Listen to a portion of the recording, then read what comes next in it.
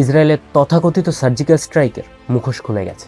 বিশ্ববাসী দেখেছে আধুনিক মিসাইলের লক্ষ্যবস্তু যখন একটি প্রাথমিক বিদ্যালয় হয় তখন সেটি আর যুদ্ধ থাকে না।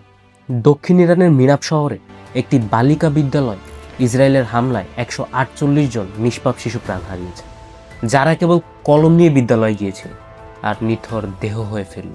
কিন্তু এই সব কিছুর চেয়েও বড় ভূমিকম্প আঘাত এনেছে তেহরানের হৃৎপিণ্ডে। বিশ্ব রাজনীতিতে যে খবর ছড়িয়ে পড়েছে দাবানলের মতো। ইরানের সর্বোচ্চ নেতা আয়াতুল্লাহ আলী খামেনি আর নেই। দীর্ঘ 35 বছর ধরে ইরানকে আগলে রাখা এই নেতা তার দপ্তরে চালানো হামলায় শহীদ হন। খামেনির রক্ত এখন ইরানের প্রতিটি রাজপথে এক নতুন বিদ্রোহের জন্ম দিতে পারে। সবচেয়ে বড় তামাশাটা করছে আমেরিকা।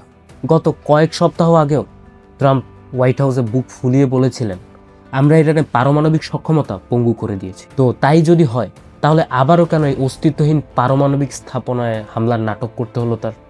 আমেরিকা খুব ভালো করে জানে ইরান পারমাণবিক বোমা বানাক বা না বানাক, কিন্তু ইরান অলরেডি একটি নিউক্লিয়ার পাওয়ার হয়ে গেছে। আমেরিকা এর আগে যখন কাসেম সোলাইমানিকে হত্যা করেছিল তখন তারা ভেবেছিল যে কাসেম সোলাইমানিকে মারার মাধ্যমে তারা ইরানের মেরুদণ্ড ভেঙে দেবে। কিন্তু তারা ভুলে গিয়েছিল কাসেম সোলাইমানি কোনো ব্যক্তি না, তিনি ছিলেন একটি আইডিওলজি।